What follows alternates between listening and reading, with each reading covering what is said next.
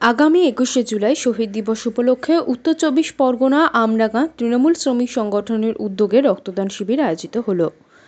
আর কদিন পরেই ২১শে জুলাই তৃণমূল কংগ্রেস এই দিনটিকে শহীদ দিবস হিসেবে পালন করে। সেই শহীদ দিবসকে সামনে রেখে উত্তর চব্বিশ পরগনার আমডাঙ্গায় তৃণমূল শ্রমিক সংগঠনের উদ্যোগে এক রক্তদান শিবিরের আয়োজন করা হলো। এই শিবিরের আয়োজক ছিলেন তৃণমূল শ্রমিক সংগঠনের সভাপতি গোপাল কাঞ্জিলাল। এই রক্তদান শিবিরের প্রায় ৪০ জন রক্তদাতা রক্তদান করেন। এদিকে এই রক্তদান শিবিরের সাংবাদিকদের মুখোমুখি হয়ে গোপাল কাঞ্জিলাল বলেন, ২১শে জুলাই ধর্মতলার রাজপথে ১৩ জন শহীদের রক্তে ভিজেছিল বাংলার মাটি। আর সেই শহীদের স্মরণ করে মমতা বন্দ্যোপাধ্যায় প্রত্যেক বছর ধর্মতলায় শহীদ দিবস পালন করেন। আর সেই শহীদ দিবসকে সামনে রেখে আজ আমডাঙ্গায় রক্তদান শিবিরের আয়োজন করা হলো। লোক পাঠানো হতো উঠে চলে আসতে, কারণ অলরেডি বাড়িতে গোপাল ২১শে জুলাই উপলক্ষে অর্থাৎ ১৯৯৩ সালে যে ১৩ জন শহীদ হয়েছিল, যাদের রক্ত ঝরেছিল, সেই রক্ত ঝরা যাতে আর না হয়, মমতা বন্দ্যোপাধ্যায় কংগ্রেস থেকে বেরিয়ে এসে তৃণমূল কংগ্রেস দল গঠন করতে ভেবেছিল, সেই কংগ্রেসের থেকে সিপিএম করতে লড়াই করা যাবে না, তাই কংগ্রেস থেকে বেরিয়ে এসে তৃণমূল তাকেই বলবো তার হাতেই পুষ্পস্তবক তুলে দিয়ে আজকের এই শুভ মুহূর্তটাকে আজকে স্মরণীয় করে রাখার জন্য আজকে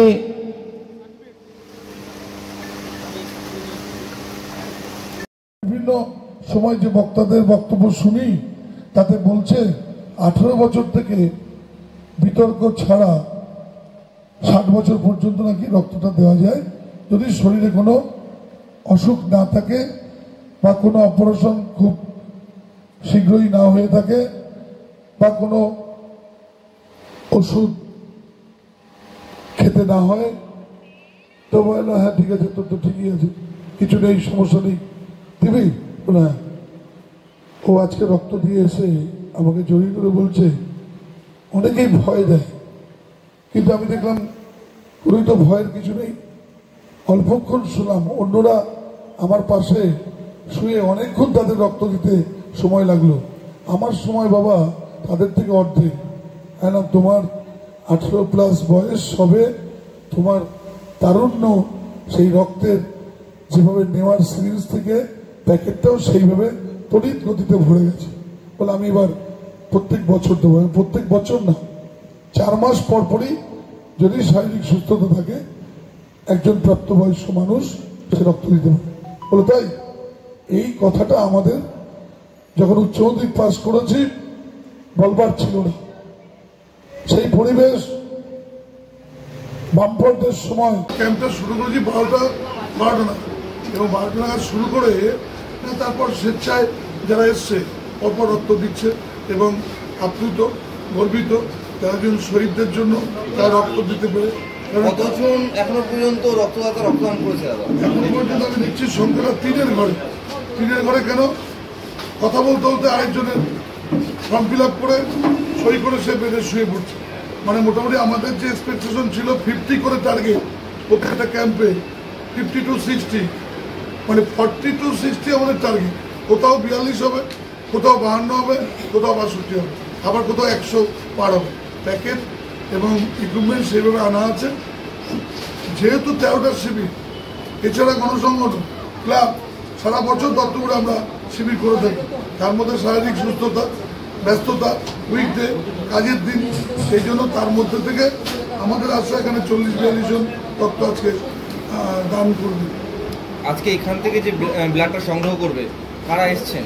সেন্ট্রাল ব্লাড ব্যাংক, আমাদের প্রত্যেকদিনই সেন্ট্রাল ব্লাড ব্যাংক থেকে এসছেন।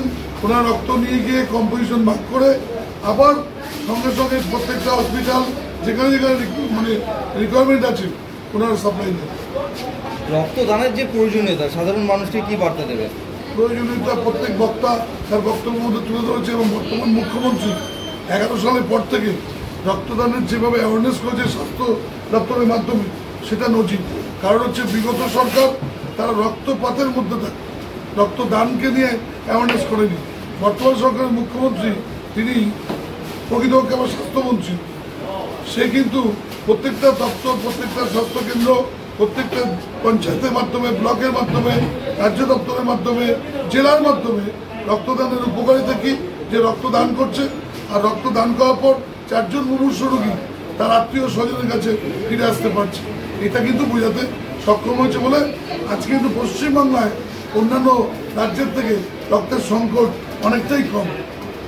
গ্রীষ্মকালীন সময়ে দেখা যায় যে রক্ত সংকটটা অতিরিক্ত বেশি থাকে। শুধু গ্রীষ্মকালীন না, উৎসব মুখর সময়, ইলেকশনের সময়, এই যে গ্রীষ্মকালীন হয় কি মানুষ একটা আতঙ্ক ভোগ করে যে গ্রীষ্মের এত দাবদাহে রক্তটা দেবো। অ্যাকচুয়ালি শীতকালে শরীরটা আনে, শীতকালে শরীর রুক্ষতা হয়, কিন্তু গ্রীষ্মকালে শরীর কিন্তু যদি নিজেকে পরিশ্রম করে যায়, ধর্মাক্ত হয়ে আমাদের ক্যালোরি নিশ্চিত হয়, তাতে কিন্তু শরীর ফিট থাকে। যাই হোক, মানুষের একটা অভ্যাসে পরিণত হয়েছে। সেক্ষেত্রে আমরা দেখেছি গ্রীষ্মকালীন কিন্তু আমরা আমাদের শিবিরগুলো চালু রাখি এবং ইলেকশনের সময়, দুর্গাপুজোর সময়, এবং আমি সব থেকে বড় একটা উদ্যোগ নিতে চলেছি। 1 জানুয়ারি থেকে 365 দিন রক্তদান শিবির করব। সেটা ঈদের দিন হতে পারে, সেটা অষ্টমীর দিন হতে পারে, জামাই ষষ্ঠীর দিন হতে পারে, আমাদের রাখি বন্ধনের দিন হতে পারে। এবার দেখা যাবে ঈদের সময় মাইনরিটি মুসলিম সমাজে করবো না, তখন আমাদের মধ্যে হিন্দুদের মধ্যে করব, যে পাড়াটা হিন্দু পাড়া। আবার দেখা যাবে পুজোর সময়, তখন ইসলাম ধর্মের মানুষকে বলবো তোমরা এই সময়টা রক্তদান করো। এইভাবে আমি 365 দিনের রক্তদানের উদ্যোগ নিচ্ছি নেক্সট ইয়ার। দাদা, যেটা দেখা যাচ্ছে যে রক্তদান, এই যে রক্ত প্রকৃতপক্ষে রোগীদের তো কাজে লাগেই, সেক্ষেত্রে থ্যালাসেমিয়ার মতো মারণ রোগ যারা রোগী আছেন তাদের বেশি লাগে। এই রোগটাকে যাতে আটকানো যায়, সাধারণ মানুষকে কি বার্তা দেবে? তার জন্য বলবো থ্যালাসেমিয়া ডিটেক্ট সেন্টার করে প্রত্যেকটা স্কুলে বাচ্চাদেরকে থ্যালাসেমিয়ার সে বাহক কিনা এটা যদি নির্ণয় হয়, তার গার্জিয়ান আরেকজন বাহকের সাথে বিবাহের আগে তার সার্টিফিকেটটা দেখতে চাওয়া উচিত যে আপনার মেয়ের সাথে আমার ছেলের বিবাহে আবদ্ধ করব।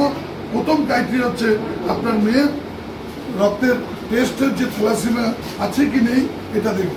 তারপরে কাস্ট, তারপরে পড়াশোনা, দেখতে সুন্দর কি, এইসব ক্রাইটেরিয়া অনেক পরে, কিন্তু প্রথম ক্রাইটেরিয়া হবে থ্যালাসেমিয়ার ধারক বাহক আছে কিনা। তাহলে কি হবে, 2 জন বাহক হলে একটা নতুন সন্তানের জন্ম হলে সে 99.99 হওয়ার সম্ভাবনা হবেই যে সে থ্যালাসেমিয়ার ক্যারিয়ার হবে। সেই জন্য একজন যদি থ্যালাসেমিয়ার ক্যারিয়ার না হয়, বাহক না হয়, তাহলে বিবাহে আবদ্ধ হলে তাহলে কিন্তু আমরা এই রোগটাকে প্রতিহত করতে পারবো এবং রক্তের সংকট থেকে আমরা দূর হতে পারবো। রক্তের প্রয়োজনীয়তা অনেক কমে যাবে। প্রত্যেক দিন থ্যালাসেমিয়া রোগীদের বাচ্চাদের রক্ত দিতে হচ্ছে। অ্যাক্সিডেন্ট যদি মমতা বন্দ্যোপাধ্যায় আরেকটা কি করছে, সেভ ডেথ সেভ লাইফ, তার মধ্য দিয়ে অ্যাক্সিডেন্ট থেকে মানুষকে বিরত থাকতে হচ্ছে। যে সাবধানে গাড়ি চালাও যাতে অ্যাক্সিডেন্ট না হয়। অ্যাক্সিডেন্ট হলে রক্তপাত হয়, রক্তপাত হলেই হসপিটাল, নার্সিংহোম, মাতৃসদন, সেবা সদন যেখানেই ভর্তি করুন, তাকে সঙ্গে সঙ্গে রক্তের দিতে হবে। আর রক্তের প্রয়োজন হবে, রক্তের তখন ঘাটতি পড়ছে। আপনার নাম পরিচয়? আমার নাম গোপাল কানিলাল। আমি প্রথম হচ্ছে আমি সমাজকর্মী, দ্বিতীয় হচ্ছে আমি যে উদ্যোগটা নিয়েছি আইএনটিটিউসির সভাপতি হিসাবে এই উদ্যোগটা নিচ্ছি।